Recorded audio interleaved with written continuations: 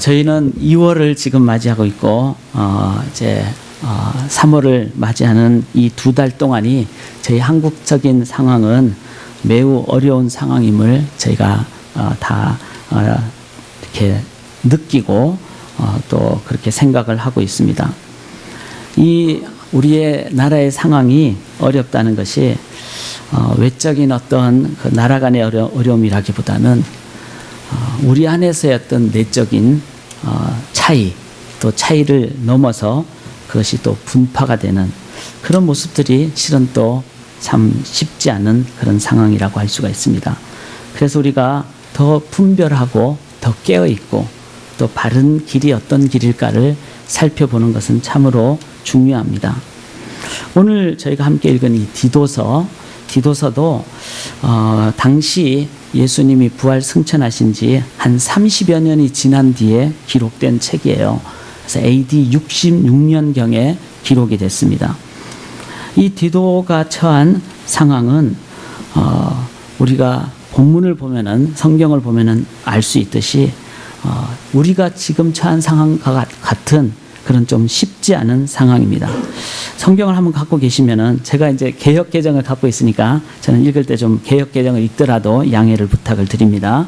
디도서 1장 10절을 한번 보시면은, 불순종하고 헛된 말을 하며 속이는 자가 많은 중 할례파 가운데, 이렇게 나오고 있습니다.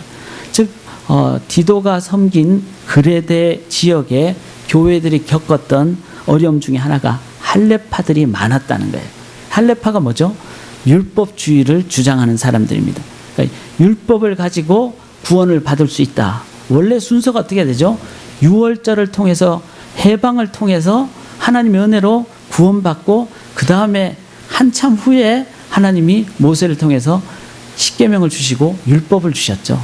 그러니까 구원 이후에 구원을 잘 이해하고 또 지키고 성장하기 위해서 주신 것이 율법이라는 겁니다.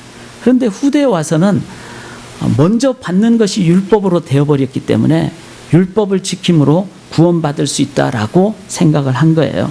그래서 유대인들은 나면서부터 할례를 받는데, 이방인들이 예수 믿으면은 반드시 할례를 받아야 된다라고 그들은 주장을 했던 겁니다. 할례는 하나의 형식이기 때문에 그 형식보다 더 중요한 본질을 이해를 한다면은 지혜롭게 어떤 경우는 할례를 받을 수도 있고, 디모데처럼. 그러나 오늘 디도는 할례를 안 받았어요. 안 받아도 되는 것도 하나님의 뜻을 분별하고 상황을 바르게 이해했을 때 안 받는 것이 도움이 될 경우는 안 받아도 되는, 그러나 반드시 받아야 된다 한다면 뭐죠? 그건 율법주의라는 겁니다. 디도가 처한 그 상황은 바로 이런 율법주의.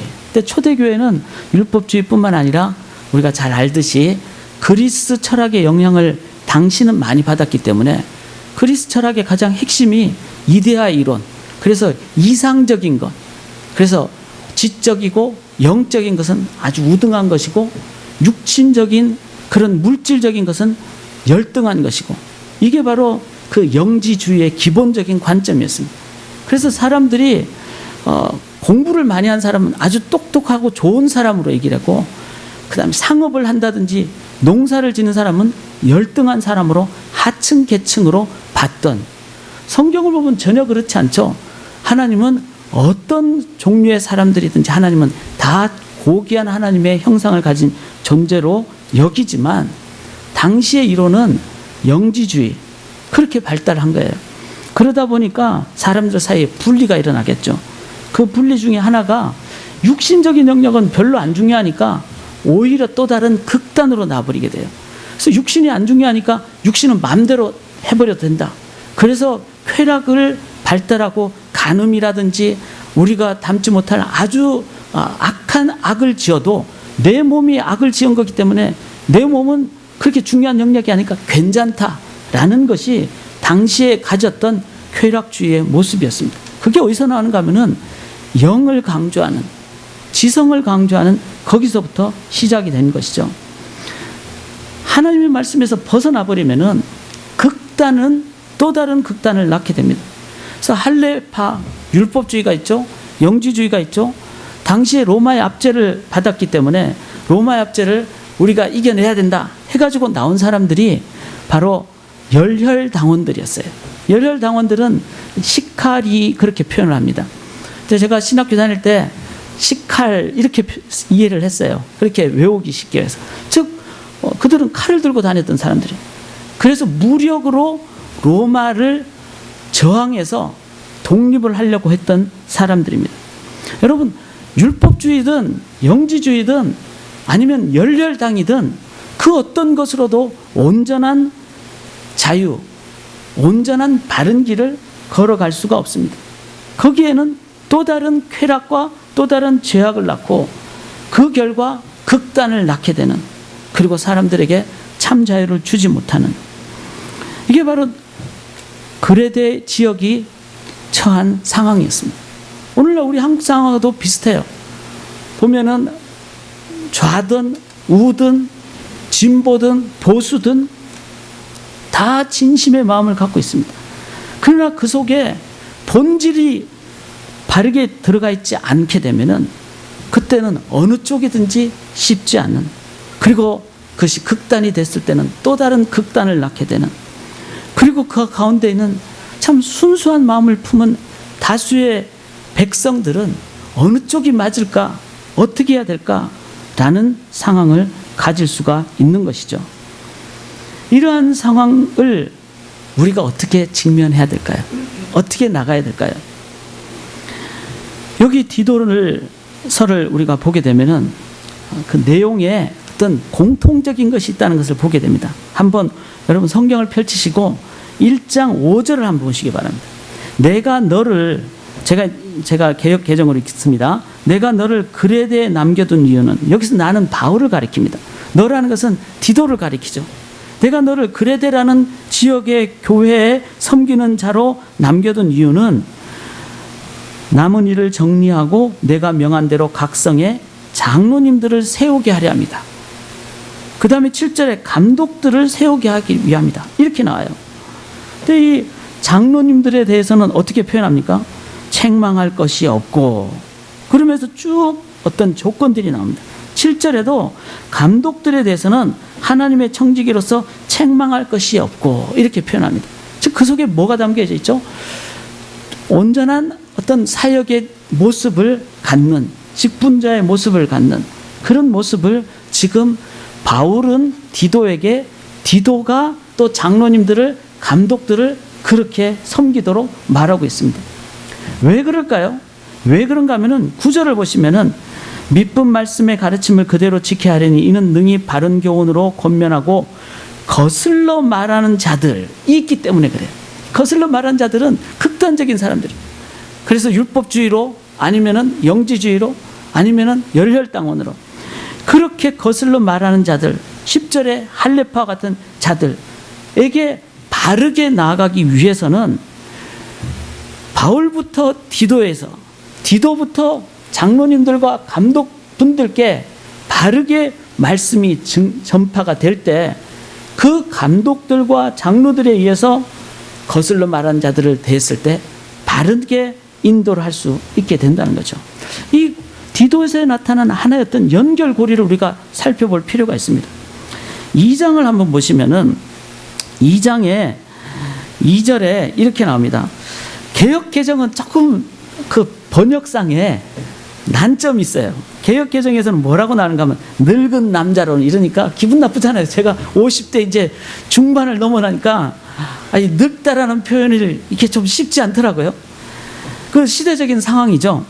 그래서 세번역에서는, 표준 세번역이 뭐라 그러는가 하면 나이 많은 남자들로 하여금, 그게 맞습니다. 실은 연세가 많이 드신 분들, 그 다음에 3절에도 연세가 많이 드신 여자분들, 이분들이 자신의 삶을 온전하게 절제하고 경건하고 또 올바른 행실을 하고 이런 여러 가지, 특별히 뭐 3절에 보시면은 연세가 많으신 여자분들은 이와 같이 행실이 거룩하며 모함하지 말며 많은 술에 종이 되지 아니하며, 왜냐하면 여성들이 그때 당시에 할 일이 많지 않았어요. 집안에 있었어요.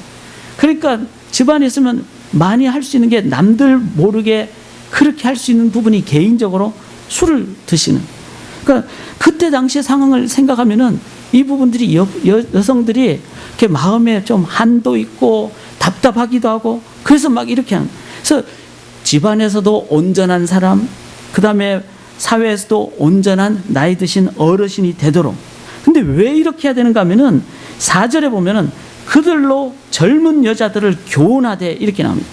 6절에도 보면은 너는 이와 같이 젊은 남자들을 신중하도록 권면하되. 여기서 무슨 연결고리가 있죠?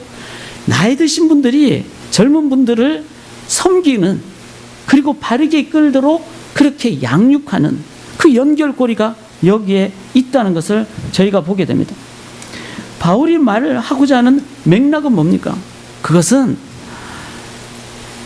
디도를 통해서 장로님들을 통해서 성도님들 중에 연세 많은 분들을 통해서 젊은 분들을, 심지어는 9절에 보면, 2장 9절에 보면 종들은 자기 상전들에게 범사에 순종하여 기쁘게 하고 거슬러 말하지 말며. 자, 여기서 종은 개종한 기독교인이 된 사람을 말합니다.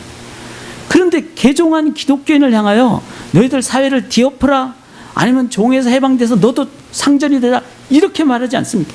하나님이 주신 분복대로 자기에게 맡겨진 직분을 그대로 소명으로 받는, 그러나 자기의 내면은 변화된, 그래서 범사에 순종하고 그리고 거슬러 말하지 않는 인격이 신앙 인격으로 변화된, 바로 온전하게 된 주님의 제자의 모습을 얘기하는 거죠. 그런 사람은 심지어는 자기가 종이지만 상전을 향해서도 그렇게 양육을 하는, 바르게 인도하는, 이게 또 다른 연결고리라는 겁니다. 바울이 디도서 전체에서 얘기하는 것은 바로 사회를 개혁하거나 무력이나 물질이나 지식이나 이념으로 개혁하는 것이 아니라 변화된 자기 자신이 변화를 다른 사람에게 줄 수 있는 유일한 길이다라는 것을 얘기를 하고 있는 것이죠. 이렇게 말할 수 있는 출발은 바울 자신이 그렇게 됐기 때문에 그렇습니다. 1장 1절을 한번 보시면은 하나님의 종이요 예수 그리스도의 사도인 나 바울은 이렇게 얘기합니다. 바울이 자기 정체성을 뭐라고 표현한가 하면은 나는 하나님의 종입니다. 나는 예수 그리스도의 사도입니다. 그렇게 표현한 거예요. 자신은 철저하게 종이고 그리스도에 의해서 보냄받은, 이 말은 나는 그리스도를 따르다가 그리스도가 가라 했을 때 가게 되는, 바울 자신이 철저하게 하나님으로부터 변화되고 그리스도로 양육되고 그리고 그리스도를 따르는 자, 그리스도에서 소명을 받은 자, 바울 그리스도의 그 하나님과 바울의 그 연결고리, 이 연결고리가 바로 하나님이 그리스도께서 바울을 하나님의 제자로, 그리고 제자가 됐을 때 사도로 보내시는 이 연결고리, 이게 있을 때 그 다음에 어떻게 합니까? 바울은 4절에 같은 믿음을 따라 이렇게 표현합니다. 디도를 향하여 동일한 믿음을 따라 나의 참 아들 된 디도에게, 즉 내가 그렇게 하나님으로부터 그리스도로부터 양육받았듯이 나도 디도를 같은 믿음으로, 내 얘기를 하는 것이 아니라, 세상 얘기를 하는 것이 아니라 나는 그리스도로부터 받은 그대로, 그리고 그대로 낳게 되는, 아들을 낳고 자녀를 낳는다는 것은 나랑 닮은 사람, 그리고 내가 절대로 끊을 수 없는 혈연 관계를 의미하는 것이죠. 그 혈연 관계로 됐을 때 디도는 같은 믿음을 따라 장로님들과 감독분들께 그렇게 나간다는 겁니다.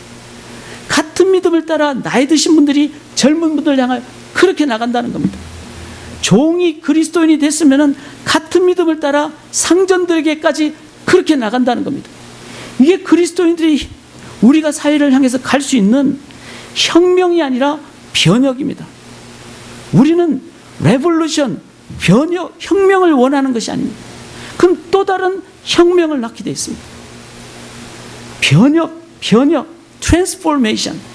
이거는 그리스도께서 나를 변혁시켰듯이 I am transformed by Jesus Christ. So I want to transform others. Transformed, transformer. 이게 바로 바울이 디도를 향해서 말하는 연결고리였습니다. 실은 이것은 성경에서 예수님 말씀하신 가장 중요한 전략이었죠. 예수님이 많은 사람들 향해서 가장 많이 말씀하신 핵심이 뭡니까? 그것은 나를 따르라는 거예요. 그 나를 따르는 속에는 나의 모든 것을 너가 배우고, 그리고 내가 갖고 있는 나의 그 생각과 사상과 하나님 주신 소명과 그 뜻을 다 전수받고, 그리고 예수님께서 보내셨죠.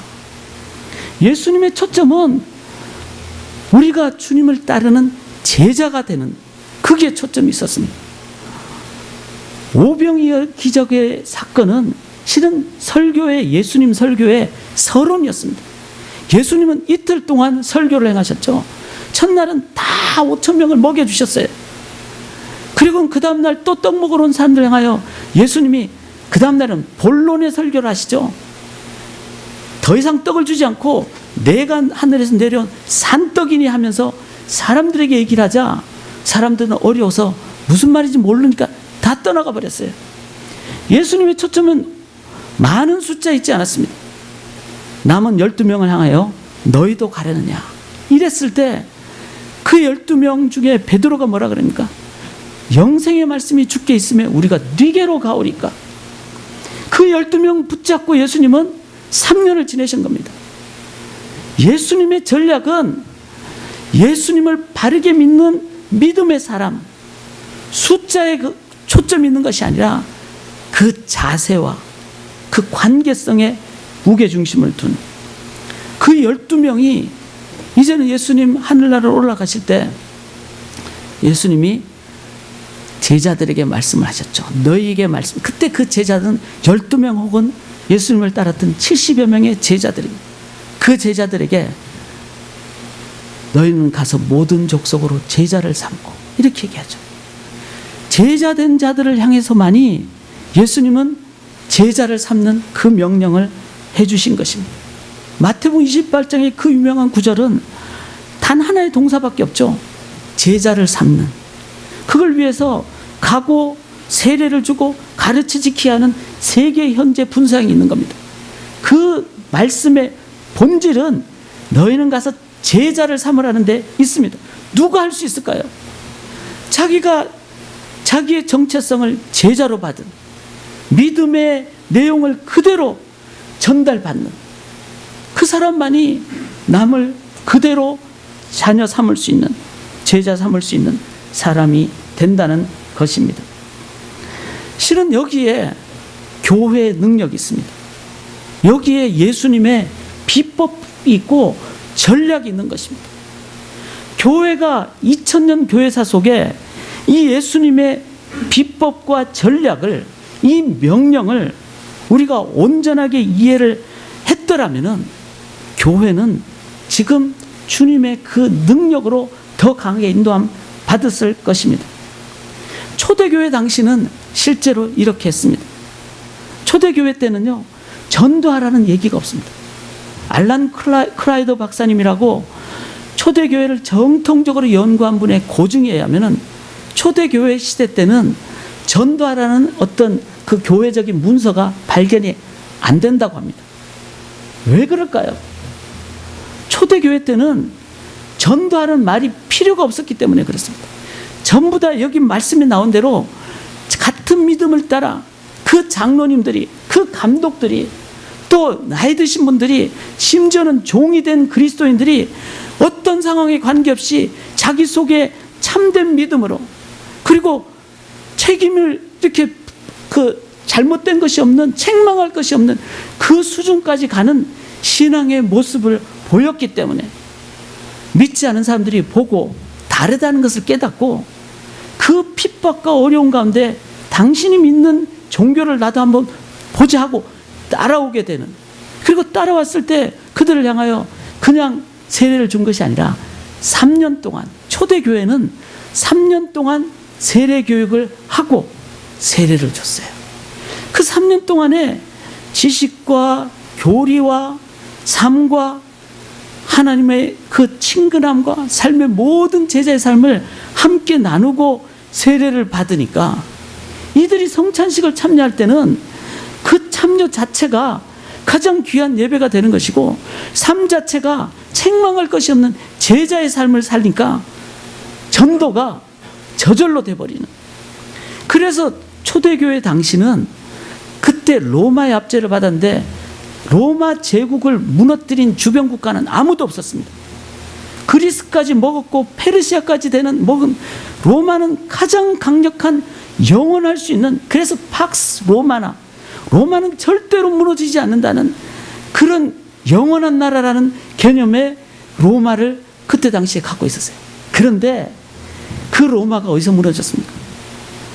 초대교회부터 제자들이 이제는 주님 명령 따라서 다른 제자를 낳게 되는, 다른 제자를 낳는 사역을 사도라 그러죠. 그 사도들이 또 다른 제자를 낳는 게 뭐죠? 속사도라 그러죠. 초대교회는 제자, 사도, 속사도, 속속사도, 그렇게 해서 계속 연결고리가 가장 강력하게. 그래서 로마가 그렇게 탄압을 해도 십자가라는 가장 처절한 치욕스러운 형틀을 기독교인을 향해서 퍼부어도, 맹수로 찢김을 당하게 해도, 심지어는 사람을 인간 횃불로 만들어서 송진을 묻혀서 로마 거리에 인간 횃불로 사람을 밝히는데 기독교인을 사용해도 절대로 그들 속에는 내 안에 있는 그 능력의 예수, 그분은 나를 위해서 죽으셨고 나를 위해서 산, 죽음과 부활을 경험한 그들이었기에 그들은 가장 강력한 사람으로, 오히려 죽는 순간이 더 전도를 할 수 있는 가장 강력한 순간이었어요. 로마가 다른 나라는 다 압제라도 기독교라는 이것을 압제를 할 수가 없었어요. AD 300여 년까지 그 강력한 로마의 기독교인이 몇 퍼센트로 퍼졌는가 하면 10%까지 퍼졌습니다.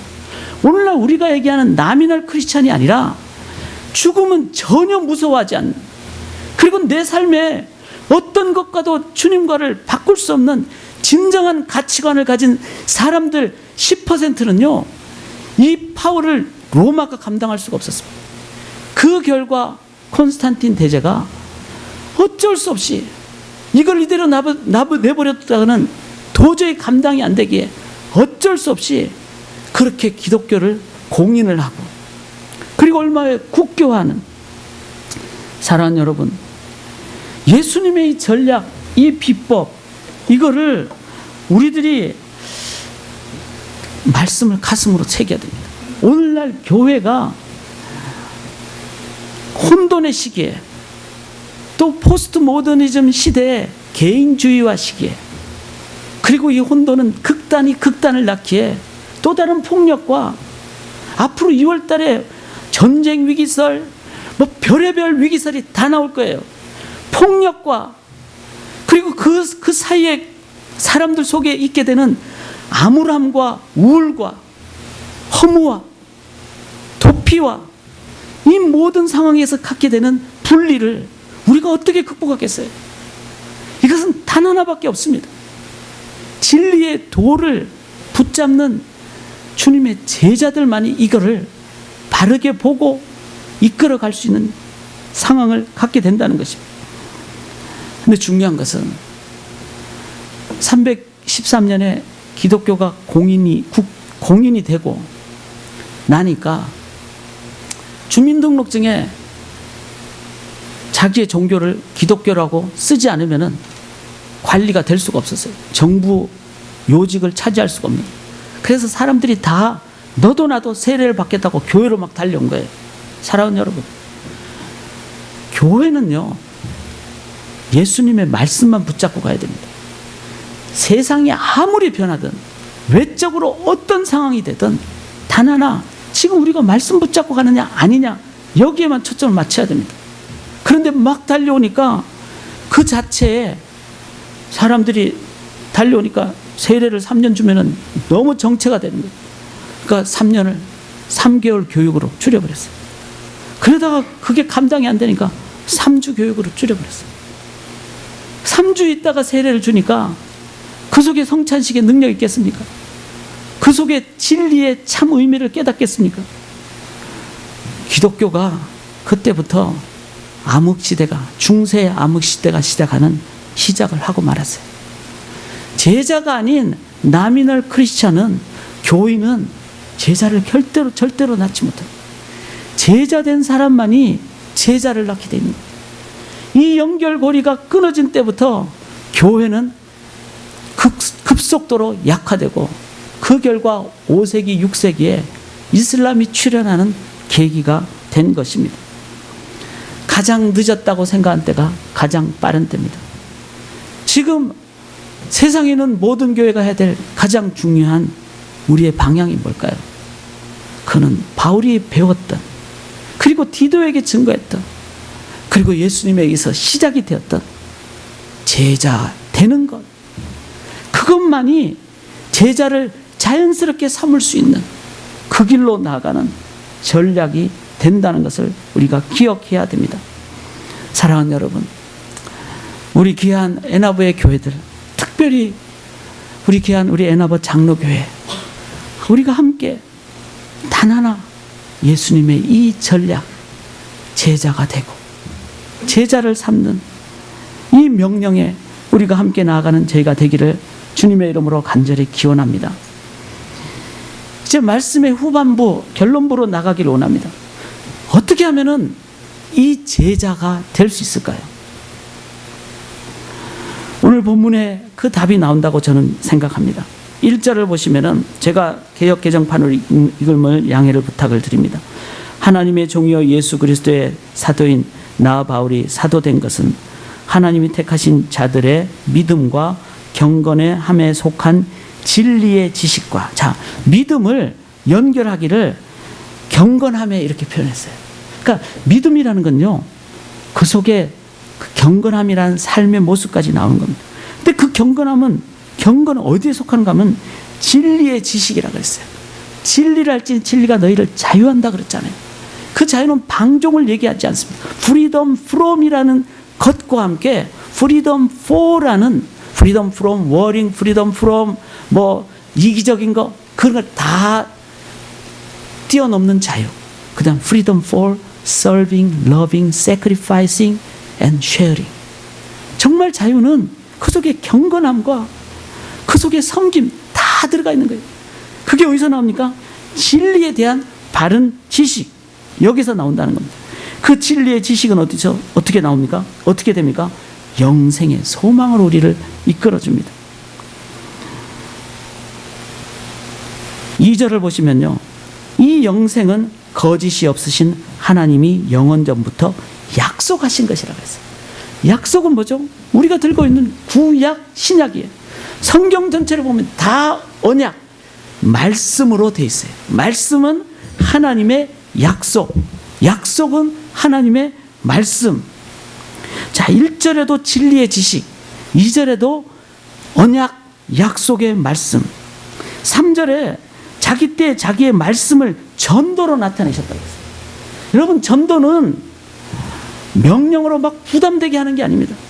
내 속에 주의 말씀이 있으면은 그 말씀이 나를 찔러 쪼개기에, 내가 관절과 골수와 영과 혼이 찔러 쪼개 받기에 내 사상도 바뀌고, 심지어 내 관절과 골수, 내 몸이 바뀌는 겁니다. 너희 몸이 하나님의 성전인 것과 예수를 제대로 믿을 때 말씀, 육신이 되신 그 말씀, 그 말씀으로 우리는 인도함 받으면은 내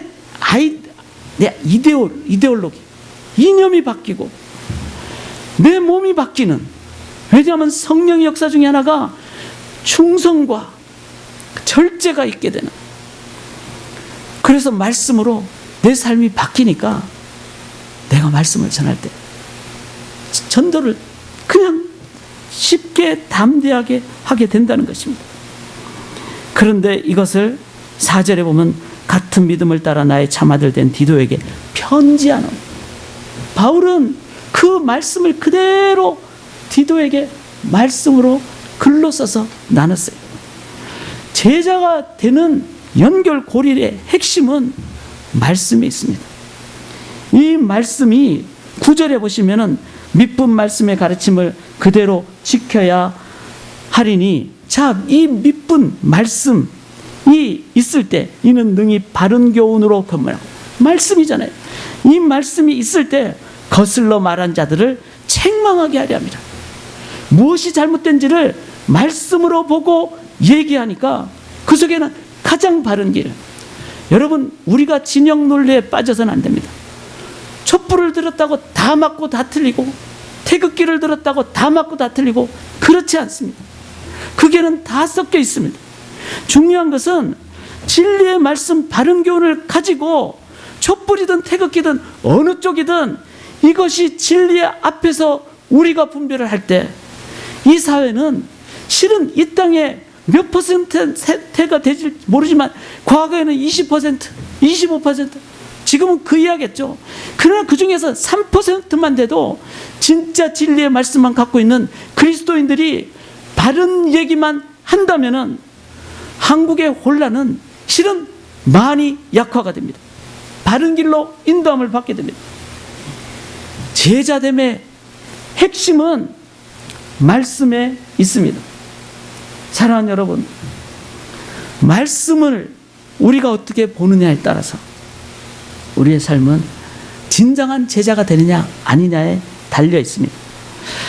저희 사랑하는 우리 장로교회 성도님들도 새벽마다 매일 성경 한다고 저는 알고 있습니다. 제가 섬기는 교회도 매일 성경을 하고 있어요. 요즘 매일 성경 어디를 보고 있죠? 우리가 요한복음을 보고 있잖아요. 제가 요한복음을 보면서 깨달은 내용 중에 하나가, 요한복음이 지금 저희가 십몇 장까지 오고 있는데 이 요한복음의 그 띠 중에 하나가 증언이라는 거죠. 세례 요한이 증언했다 이렇게 나오잖아요. 근데 그 증언의 그 원어의 의미가 뭐죠? 말트예요. 말트라는 것은 순교하다라는 뜻이에요. 그러니까 증언은 한 사람은 내가 목숨 걸고 나 이것은 내가 바꾸지 않는다. 내 목을 따갈지언정 난 이거 절대로, 나는 이거 다른 말 못한다. 만약에 저보고 당신 지금 같이 사는 당신의 아내는 당신 아내가 아니지, 아니라고 얘기하면 내가 100만 불 줄게. 그걸 제가 계산을 하겠어요? 그거는 100만 불이 아니라 어떤 거하고도 바꿀 수 없는 그런 거예요. 왜냐하면은 그건 진리고 진실이고 제 목숨과도 같은 것이기 때문에. 그게 증언이 갖는 자세라는 겁니다. 근데 우리의 삶에 이 증언이 되면은, 증인자가 되면은 어떤 상황이 돼도 담대하게 가장 바르게 나가는 겁니다. 근데 요한복음 5장에 보면은 증언에서 어떻게 얘기하면, 누가 증언이 될 수 있다고 얘기합니까? 세 가지 단계가 있는데, 첫째는 아주 위대한 어떤 선지자와 같은 사람이 나타나서 아주 귀한 말씀을 할 때, 예를 들어서 세례요한 같은 말을 할 때, 그때 사람들이 세례요한 보면서, 세례요한이 이제는 예수님께 가라 그러니까 세례요한 말 듣고 다 예수님께 가는, 그게 첫 번째 우리가 도움을 받을 수 있는 길이에요. 안드레가 베드로를 향해 와 보라 그랬듯이 그도 예수님께 이끌었잖아요. 자기 동생의 말이니까 그렇게 가는, 우리가 집회에 막 아주 훌륭한 강사님들, 목사님들 집회 참석하는 거 필요합니다. 그런데 그 집회만 계속 참석하는 것은 온전하지 않습니다. 왜? 그 단계는 온전한 증인이 되는 단계가 아니기 때문에. 그래서 예수님이 그 다음에 뭐라 하니까, 그 증인의 단계를 넘어서 바로 내가 하나님으로부터 보내심 받는데 하나님이 나에게 주신 이 일에 역사하는 것을 너희가 보고 증인이 되거니와, 이렇게 말합니다. 즉 예수님이 행하신 기적, 표적, 요한복음 표적이라 그러죠. 예수님이 그런 능력을 행하셨잖아요. 그래서 뭐 물로 포도주도 만들고, 날 때부터 소경된 자도 눈을 뜨게 하고, 이거를 보면은 사람들이 정말 이거는 하나님만이 하신 거다. 체험, 신앙생활의 체험은 참으로 필요하고 중요한 것입니다. 그러나 여러분, 체험은 표적이기 때문에 하나님이라는 본질로 이끄는 하나의 도구일 따름입니다. 만약에 체험을 우리가 거기에 목매달면 어떻게 될까요? 계속 체험만 요구하게 됩니다. 그런 사람은 실은 신앙이 깊고 성숙되게 전인적으로 자라집니다. Depend on 어떤 사인에 의존하게 되죠. 그래서 예수님이 뭐라 그러니까, 어떤 위대한 사람을 통해 하는 것도 좋다. 그러나 그는 온전하지 못하다. 기적과 같은 체험을 하는 신앙도 필요하다. 기도응답 받는 것도 필요하다. 그러나 그것을 넘어서 요한복음 5장 39절에 뭐라 그러죠? 너희가 성경을 통해서 영생을 얻는 줄을 상고하거니가 이 성경은 나에 대하여 뭐라고요? 증언하는 것이다. 성경이 예수님에 대하여 증언하는 말씀을 통해서만이 우리는 가장 온전한 증인이 되는 그 길을 걸어간다는 것입니다. 제 개인의 삶도 마찬가지예요. 저도 체험대 받고 저도 집회도 쫓아가 봤고, 그러나 저의 55세까지 된 제 지금까지 삶의 가장 핵심은요, 단 하나, 말씀이었어요. 고등학교 2학년 때 가장 힘들었을 때 3년 동안 방황했을 때 저를 붙잡아 준 것은 말씀이었어요. 신학교 들어가서 지금까지 목회하는데 가장 핵심이 된 것은 마태복음 22장의 말씀이었어요. 우리의 삶의 말씀은 나를 완전히 개조시키게, 그 말씀은 나를 완전히 변혁시키게. 그래서 사랑하는 여러분, 말씀으로 인도함 받는 자만이 이 땅에서 가장 강력한 증인이 됩니다. 이제 말씀의 결론입니다. 우리가 다 말씀 갖고 있어요. 그런데 왜 우리가 증인이 못 될까요? 그것은 주어진 말씀에 대한 우리의 자세 때문에 그렇습니다. 요한복음 1장을 한번 보시기 바랍니다. 요한복음 1장을 보시면은 1장 11절에 제가 자기 땅에 오매 자기 백성이 영접하지 아니하였으나 영접하는 자 곧 그 이름을 믿는 자들에게, 이렇게 나옵니다. 이 두 절에 반복되게 영접이라는 단어가 나옵니다. 그런데 앞에 11절의 영접은 사람들이 안 했다는 그 의미의 영접으로 쓰여졌습니다. 근데 이 영접이 헬라어로 파라람바노입니다. 파라라는 말은 패러렐 파킹에서 나오듯이 같이라는, 옆에 나란히 같이라는 의미입니다. 이 사람들은 남들이 믿으니까 같이, 남들이 출애굽하니까 그냥 얼렁뚱 다 같이 나온 사람 나중에 광야에서 금송아지 만들고 다 돌아가 버리게 됩니다. 남들하고 같이, 그래서 다중에 의해서, 대중에 의해서, 이런 식의 신앙은 실은 온전한 것이 아닙니다. 파라람바노는 이때까지 이렇게 받아왔으니까, 즉 전통을 따르는 유대주의자들의 모습입니다. 그렇게는 영접을 할 수가 없습니다. 온전한 영접이 아닙니다. 그러나 12절에 예수님이 뭐라고 하는가? 영접하는 자. 여기서 영접은 람바노입니다. 이 단어의 의미는 뭔가 하면요, 우리가 이 구절을 너무 많이 들었기 때문에 영접 그러면은 주님을 그렇게 웰컴하고 이렇게 생각을 합니다. 그런데 이 말은 헬라어로 선물을 주니까 내가 기쁘게 받습니다, 이런 의미도 아니고요, 손님이 오니까 환영합니다, 이것도 아닙니다. 선물을 줄 때 받으면요, 우리 어린이들한테 선물 딱 줬는데 그보다 더 좋은 선물 있으면 다 버리고 그거 딱 쫓아갑니다. 예수님을 이런 식으로 우리가 생각하면요, 다른 종교가 더 매력적이면은 다 배신해버립니다. 손님 왔으니까 영접을 한다, 이렇게 생각을 하면요, 그 손님 떠나가는 때 어떻게 할 도리가 없는 겁니다. 여기서 말하는 람바노라는 것은 마치 내가 지금 에볼라 바이러스에 걸렸는데 백신이 나왔어요. 백신 안 맞으면 죽는 거예요. 그래서 백신이 나왔다는 얘기를 들을 때 필사적으로 찾아가서 백신을 구하고 붙잡고 그것을 내 몸속에 집어넣는 것, 이게 바로 람바노라는 것입니다. 내가 이거 안 맞으면 난 죽습니다, 이거 외에는 길이 없습니다, 이게 바로 람바노라는 거예요.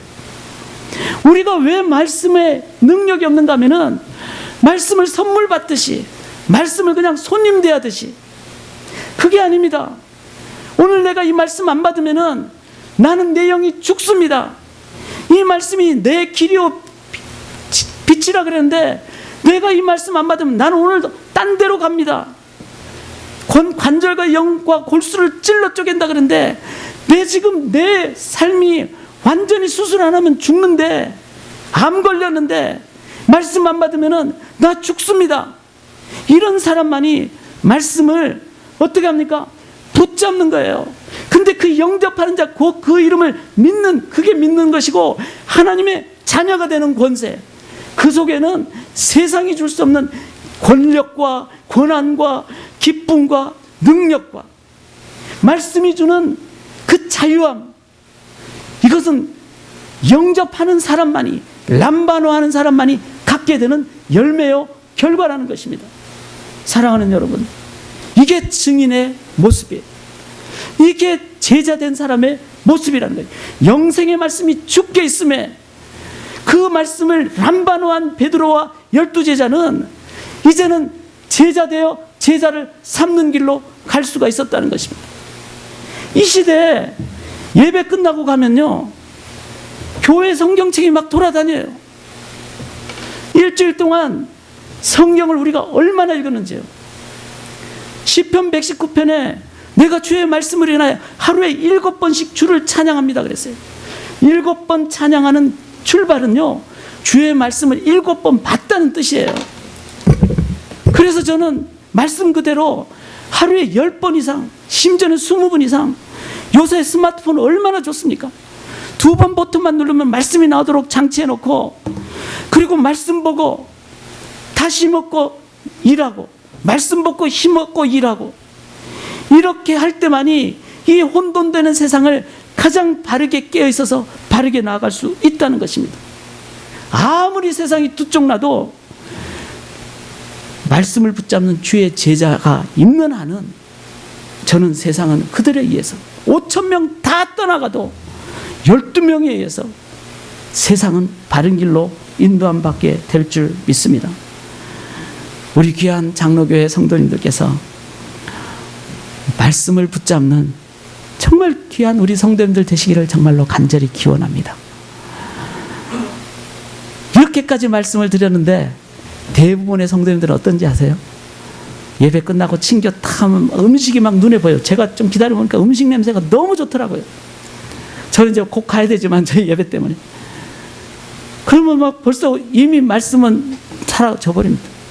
파킹랏에 차문을 열 때 아마 여쭤봐 보세요. 오늘 말씀 뭘 들었습니까? 하면 대부분의 사람들 말씀을 기억하지 못합니다. 제가 그런 걸 보면서 내가 이러려고 목회를 하나 자괴감이 들 때가 많아요. 그래서 제가 부탁드립니다. 이게 우리의 현실이고 그만큼 우리는 말씀에 대한 존중의 자세가 없는 시대를 살고 있다는 것. 반대로 오늘 붙잡아야 될 이 말씀 한 가지 키워드만 기억하시기 바랍니다. 람바노.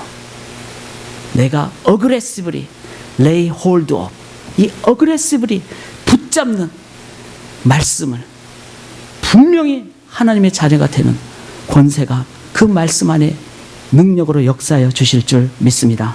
이 시간 우리 함께 기도하기를 원합니다. 우리 같이 한번 잠깐만 우리 짧게라도 기도하기를 원합니다. 남은 평생 내가 주의 말씀 붙잡게 도와주시옵소서. 이 말씀이 나에게 능력 안 주면은 줄 때까지 내가 놓지 않겠습니다. 야복강의 야곱처럼 내가 그렇게 말씀 붙잡기를 원합니다. 분명히 살았고 운동력 있기에 우리를 찔러 쪼개 주실 줄 믿습니다. 그리고 우리를 주의 길로 또 만나러 인도하여 주실 줄 믿습니다. 오늘 람바노하는 붙잡는 나의 평생의 삶이 되게 도와주시옵소서. 합심해서 우리 간절히 한번 기도하도록 하겠습니다. 하나님 아버지, 주님 온전히 의지합니다. 아버지께 간절히 간구합니다. 주님만 바라보며 주님만 의지하며 나아갑니다. 믿음으로 아버지의 말씀 붙잡고 나아가기를 소원합니다. 하나님 아버지 하나님 말씀이 안 주면은 아버지 밥도 먹지 않겠다는 그 막학으로 하나님 주의 말씀 붙잡고 나아갈 때 분명히 말씀이 찔러 쪼개고 꿀송이처럼 달고 성령의 검으로 찔러 쪼개 받는 또 아버지 하나님 길로 인도받는 역사가 임할 줄 믿습니다. 주의 나라가 임하게 도와주시옵소서. 주 뜻대로 나아가게 도와주시옵소서. 주님의 제자가 되게 도와주시옵소서. 말씀으로만 세상을 보게 도와주시옵소서. 말씀이 우리를 이끌어 주실 줄 믿습니다. 주의 말씀으로 참 자유를 선포하게 도와주시옵소서. 하나님 아버지, 말씀이 육신이 되심으로 인하여 감사합니다. 그 육신이 되신 말씀이 말씀으로 천지를 창조해 주심 또한 감사합니다. 그 말씀, 진리의 말씀을 우리가 맛보아 알게 도와주시고 하나님 그 진리를 붙잡음으로 자유를 바르게 누리고 자유를 선포하는 저희가 되게 도와주시옵소서. 그 말씀을 붙잡는 제자만이, 그 자유를 누리는 자만이 다른 영혼을 향하여 안타까운 심정으로 달려가고 동일한 믿음, 말씀을 나눔으로, 변치 않는 말씀의 계승으로 인하여 주님 나라 올 때까지 하나님 나라가 영원토록, 하나님 나라가 왕성하게 기하 급수적으로 하나님 나라가 임하게 될 줄 믿습니다. 이 주님의 명령에 순종하는 저희 모두가 되게 도와주시옵소서. 의지하고 감사드리며 예수 그리스도의 이름으로 간절히 기도드리옵나이다. 아멘. 우리 말씀을